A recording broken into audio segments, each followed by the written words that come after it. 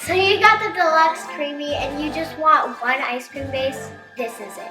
We're going to show you how to make a vanilla ice cream, and you can add mix-ins, whatever you want. So, let's go. No eggs, no gums, no 15 steps. Just one great base you can eat whenever. And once you've frozen it, you're 90 seconds away from any ice cream. What you need for this 24-ounce recipe: 1.5 tablespoons of cream cheese, 1 cup and 2 tablespoons of heavy cream, 1.5 cups of whole milk, half cups of sugar. 1.5 teaspoons of vanilla extract.